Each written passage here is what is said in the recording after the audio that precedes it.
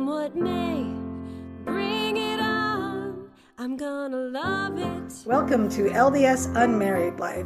This is a podcast for members of the Church of Jesus Christ of Latter-day Saints who find themselves single either because they're widowed, divorced, or not yet married. We are not affiliated with the church. You can find this podcast on AnnetteTalks.com, also iTunes, Stitcher, Google Play, Spotify, and YouTube, and hopefully eventually iHeartRadio if they ever get around to approving me. Anyway, today I am doing something a little different. I am starting a new series. I don't know if I'm going to call it Single Spotlight or what, but basically what I've decided to do is to interview podcasters who have joined me on the LDS Unmarried Life podcast one time or another, and give them a chance to sort of introduce themselves to my listeners, especially if there are any listeners out there who have thought, oh, this person had an interesting idea, or I liked what this person said. This gives you a chance to get to know these individuals better. And my plan is to put out one of these a month, sort of a bonus episode. They're going to be shorter than my usual episodes, usually run around 40 to 50 minutes. These I'm thinking around 20 minutes. Anyway, so that's what I'm starting. And today, the first episode of this type is with my friend Jocelyn. Woohoo! And I chose Jocelyn because she and I are kind of kindred spirits in wanting to be podcasters / YouTubers. And plus, because she's one of the most interesting people I know. And she agreed to do it. So here she is. I'm glad you think I'm interesting. So this is Jocelyn. You've been on one or two of my episodes? I've been on two. Okay. Yeah, because I was on two. And I'm trying to remember what they were on. I don't remember. But we've known each other for a while now, been through quite a bit. Yeah. Different issues with people, guys, stuff. But it's been fun. We're sisters in arms. That's right. But you've recently had a really great change in your life. Yeah, I've been looking for a new job for a while. And so I finally got one. I guess I'll be starting it in the next week. Working as a DOCSIS test engineer. That went over my head. So DOCSIS is the protocol that is used to move data along cable lines. And Okay. its main feature, its big thing that's different is it's fiber. It runs along fiber optic cable until it gets to into neighborhoods, and then they run coax cable. So it's got to they have like what's called a node.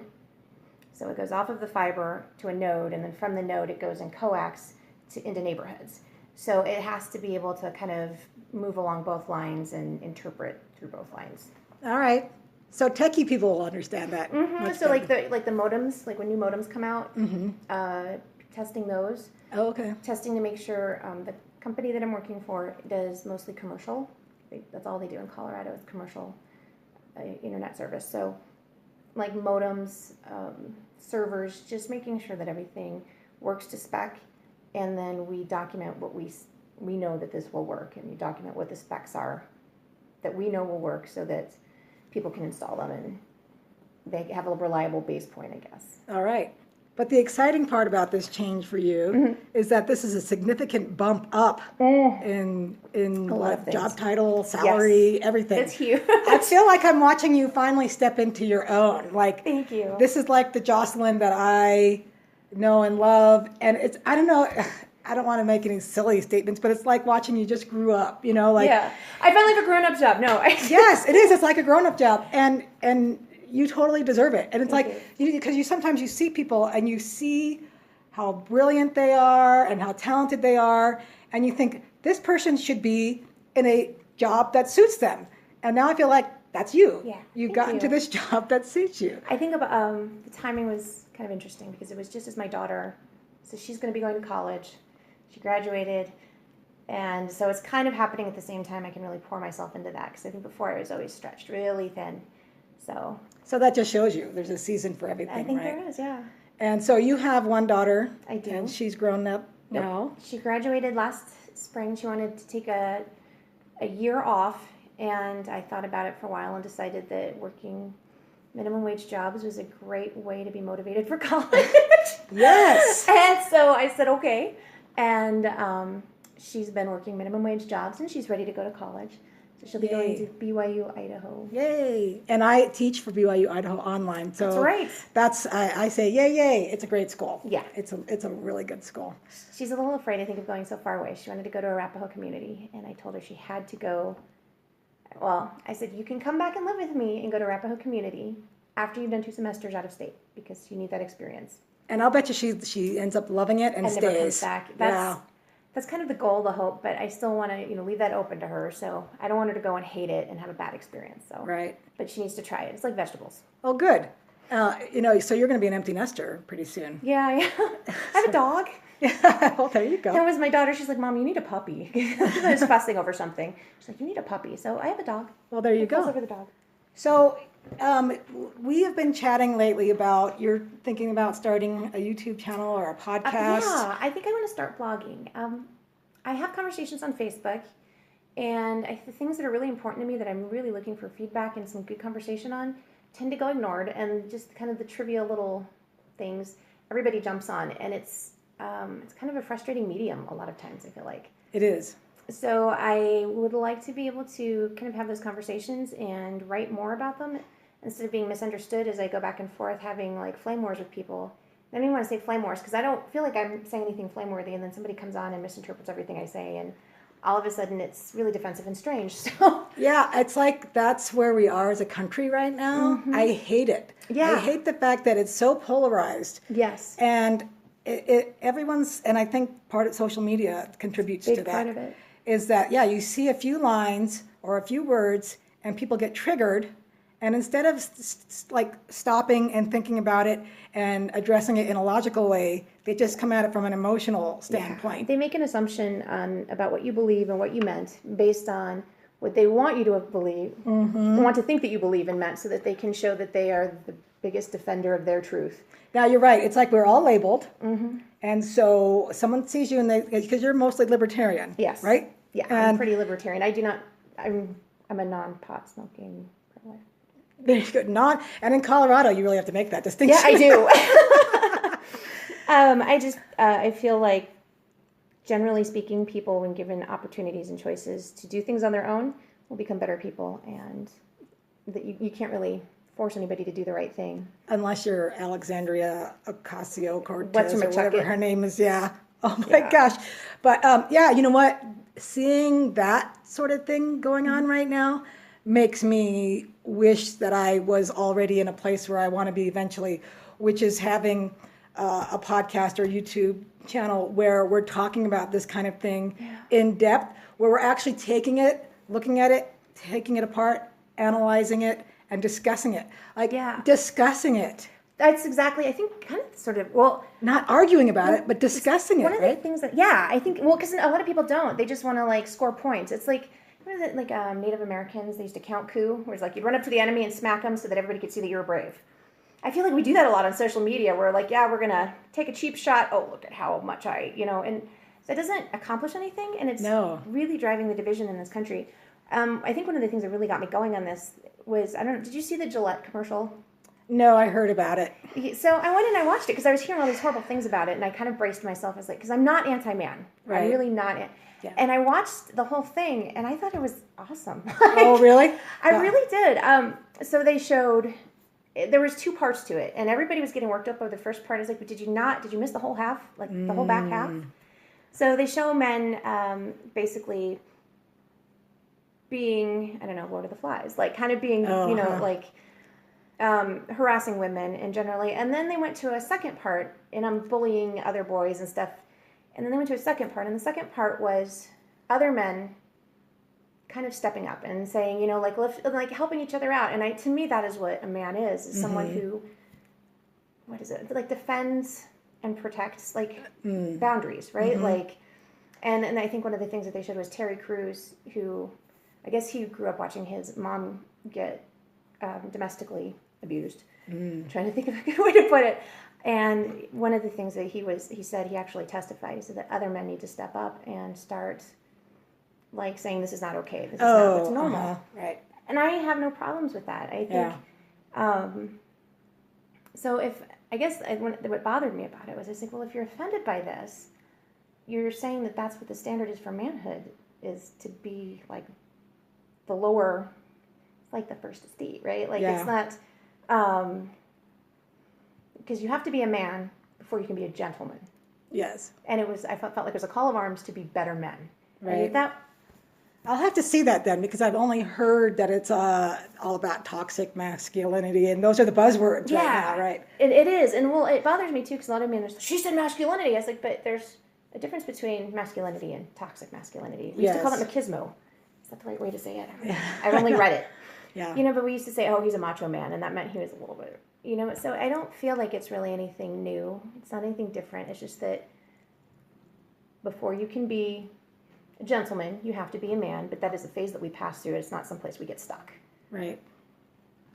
So it would be great, and it sounds like we're on the same page as far as we want a platform where we can bring things up like this for reasonable discussion and just discuss it, and take it apart and analyze it and research it and think it through and apply some logic to it. Yeah. Instead of what we're seeing right now, which is just sniping at each other. Yeah. And I'm on the left and I'm on the right, and you're bad. You're both evil. And it's complete reactivity, right? Like it's like everybody's reacting to everybody else and bouncing off, and they're getting triggered, like you said. And I actually hate that word. I know, because it designate it. I hate the word because it sounds like it's something that you have no control over, and that you have no self. I'm not going to say that I haven't had people set me off before, but after the fact, you sit down and you think about it and you kind of go over it and say, well, this is what happened and this is why, and this probably wasn't, as now I can see that there was a connection, or no, there wasn't a connection, and I need to not do that again. Right. And then you move on and get better. Well, I don't mind the word if it's used in a sense that you own your own trigger. Yeah. Because it's been used in that snowflakes, like to say that everything triggers them and they act like, trigger warning. Yeah, that they have no control over that. Well, I think it's useful if you look at it and say, I'm triggered. I'm triggered. I allowed myself. Yeah. Yes. Why am I triggered? Because usually if you are triggered, it's because you see something in someone else that reminds you of yourself. Mm-hmm. Or it reminds you of something that happened to you in the past. Like I said, I hate to use the word, but I've found myself overreacting to things in the past and going, whoa, that was completely out of proportion for the thing that happened. Why did I react that way? Mm-hmm. And having to kind of dig back and do the work and look into my past and say, oh, it's because this happened with, say, my ex-husband, or with an ex-boyfriend, or with my dad, or my, whatever. Right. And notice that was all men that came up. Yeah. Well, the ones who really get my goat a lot of times are men. And I mean, I totally relate to that, though. Yeah. Sometimes it's women, but that's why one of the episodes we're going to do is going to be called "Dating the Enemy," because you take people who have been divorced, like us, mm-hmm. or who maybe are not married yet and they've been in some bad relationships, or haven't had any relationships and are kind of getting resentful, right? Mm-hmm. I mean, I was kind of like that before I got married. I didn't get married until I was almost 38. And so there was a lot of time when I looked at men like, you're not interested in me, so I don't like you. I got kind of an attitude going on. And now, of course, I'm divorced after a difficult marriage. And so, I have that baggage. And then there's the dad thing. And so anyway, you see that, of course, on the other side as well. The men come out of a bad marriage or whatever. All women do this. Yes. It's back to the polarity thing, too. I think we're being intellectually lazy. We want to shove everybody in a box so that we don't have to think about it. We can just make a judgment and behave on that and move on. And yeah, you're right. It's too easy to do that. It's too easy to just, what's the word I'm looking for? Classify someone in a certain way, put them in a certain box, and then leave them there. Yeah. And never take them out. And that's one of the reasons why people don't get past first dates a lot of times. There was a book that I read called Have Them at Hello and How to Get to a Second Date. Mm-hmm. And that was one of the things I started looking at. At first, I'm like, But after I read it, I thought, this makes a lot of sense. It's true. We were static. We're static. We like to make static decisions. And yes. That's one of the things I think that, I think I told you what I would like to do with my podcast/website is call it Good, Better, Best. Right. Because we are all constantly changing. And maybe somebody's not right for you now, but 5 years down the line, everybody's had new experiences, they've had new, all sorts of things have happened, and they've grown in ways that make them more compatible, but we have to be open to not just shoving them in a box and forgetting about them. Yeah. And I think everybody does that. We all do that. Yeah.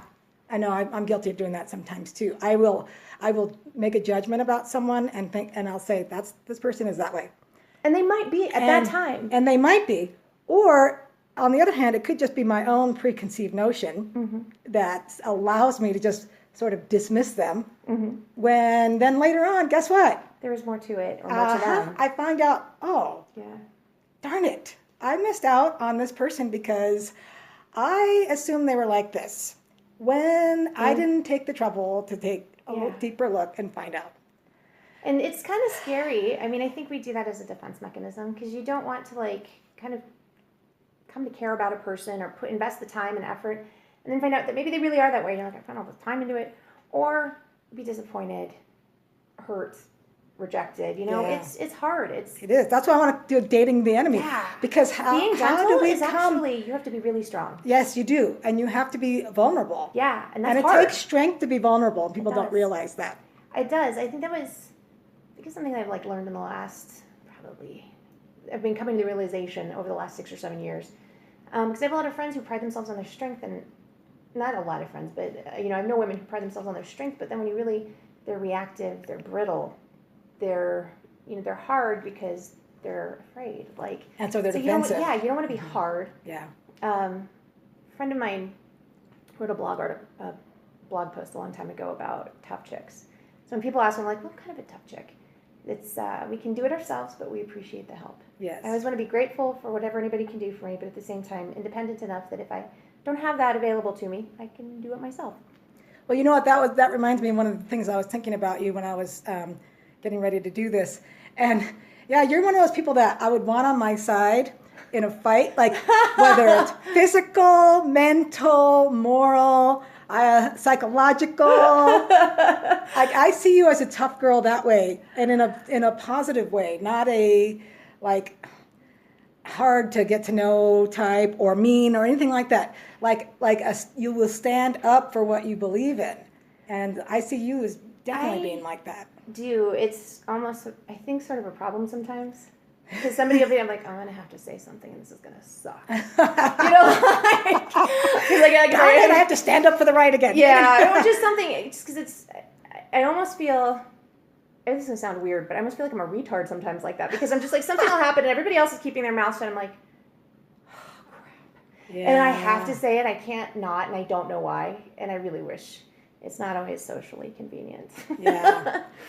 So, in our limited time that we have left, tell the listeners a few things about your life as far as what you like to do, who you are, so we can get a kind of an idea. Well, as we're sitting here talking, I am knitting. Yes. And I actually really like to knit. I'm a person who can't sit still. I'm twitchy.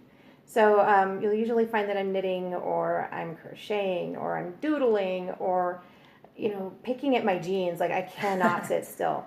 You need one of those fidget spinner things. I do, but I don't know. To me, I'm like, I might as well be productive. So that's when I knit. I'm trying to think. You're handy. I am very handy. Sort of out of desperation. Necessity. Necessity. I do my own car. Well, I used to do my own car work. My car now is so new. It's got a lot of computer stuff that I can't. Oh, gosh. You need special diagnostic tools. But now that you've got a new job, hopefully you can... I won't have to do my own car work anymore. Outsource a lot of this stuff. Yeah. Yay. This is not as scary anymore, because before I always bought older cars so I could work on them myself, and I wouldn't need any special diagnostic tools and to reset any computer chips. Wow. So I won't have to do that anymore. Yay. I like doing home improvement stuff. I refinished furniture. I was supposed to go to art school when I graduated from high school, and it didn't happen. Can you imagine my surprise? Because I didn't really make any other plans. I was like, this is what I'm going to do, and then it didn't happen. I was getting ready to go back to art school again when I was married, and ended up pregnant with my daughter. And then we split when my daughter was 6 months old, and so I just started doing whatever worked, and it turns out I have an aptitude for IT, and that's kind of the... Are you still in school right now? I know you were working on some classes. I was, and then I got really sick, and I dropped my classes for a while. Are you thinking about going back? Yeah. I think I'm going to give myself about give myself a few months in the new job so that I've settled in and I know what I'm doing. So to try to learn a new job and be doing classes. That's too much. It might be too much. Brain overload. Yeah. So, and I want to be in a good position to not have to drop classes again. Yeah. What degree will you pursue when you're back? I want to pursue a degree in computer sciences, I think. Okay. I think there's a lot of women that are really good at that and that are intimidated by it for whatever reason. Yeah. So I would really like to see, I've had some amazing mentors over the course of my career, and I would really like to be able to do that for other women as well. And kind Awesome. You know, yeah, you are kind of a crusader for women, I think. Yeah, it's weird because I'm not like anti-man though, and right. No, I would not look at you as I would look at you as a classical feminist and not as a modern feminist, which is the way I see myself. Yeah. I'm pro-life, so I'm not your typical feminist, and I think women should get equal pay, but I do not think the government should be mandated. No. The government should not be mandating people to do it. Well, that puts us in a bad position because then when you get the job. Or you get the pay, you're like, am I getting this because I'm worth it? Or am I getting it because they have to? Like, I would rather earn it myself, you know, and just be so awesome that there's no doubt, I guess. Right. But I also, I really appreciate, but I think, like, I feel like what it means to be a woman is really degrading. Like, what a lot of the modern feminists think, like, they say, well, men are, and I'm paraphrasing, this is not my personal belief, but I hear like a lot of feminists saying, well, men are pigs because they do this, but we should get to do it too. And I'm like, that doesn't make sense. I know. Like, I'm so getting tired of hearing, tear down the patriarchy. It's like, oh gosh. Okay, there are some negatives to the patriarchy, if we're going to use that word, which is also another overused word. But the family structure was put there for a reason.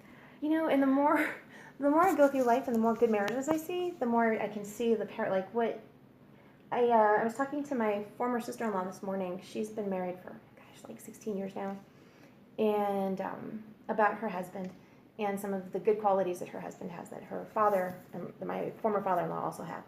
And I feel like we're all kind of anchors in sails. You have some people who, and a lot of times, at least in my situation, with the way I am, I feel like the man is the anchor and the woman is the sail. Like when storms hit, you need to have a good anchor, somebody that's going to hold everything together and kind of like, I don't know, defend the border. You know, like man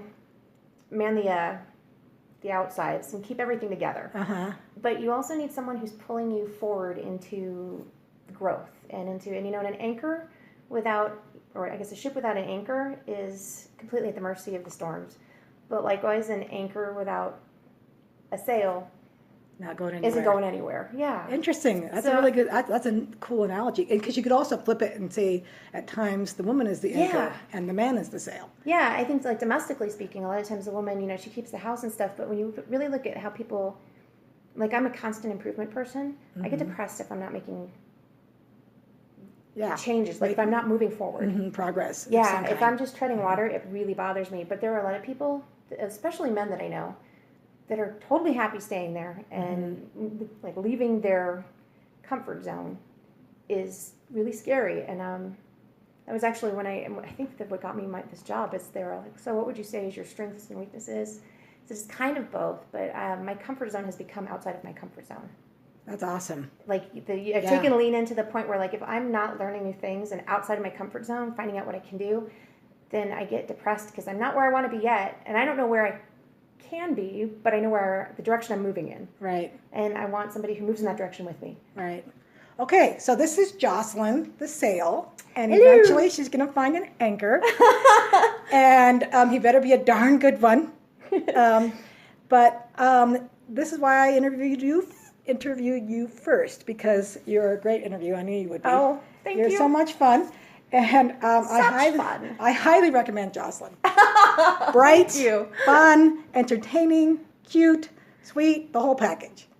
So anyway, if anybody ever wanted to find you, they could find you... on Facebook. I guess it would probably be the best place to start. All right. Or they could email me at annette@annettetalks.com, and I could forward it to you. That would be awesome, because I get a lot of emails right now from... people, I think like they've had their emails hacked, so it looks like somebody, And it's like, thank you for, they've been approved for loans. I get approved for so many loans. It's So amazing. you must have good credit. I don't know about that. I'm getting 4 or 5 loan approvals a day. All right. So anyway, that's Jocelyn. And like I said, you could email me, Annette@AnnetteTalks.com. Or you can go to AnnetteTalks.com to this episode and comment. My name is Jocelyn Armstrong. All right, Jocelyn Armstrong. I think I'm the only one in Colorado, so. All right. That's it. Thank you, Jocelyn. Thank you for listening. Comment, subscribe, and listen again to LDS Unmarried Life, where LDS singles gather. I'm gonna bloom where I'm planted. I won't take things for granted. Come what may, bring it on. I'm gonna love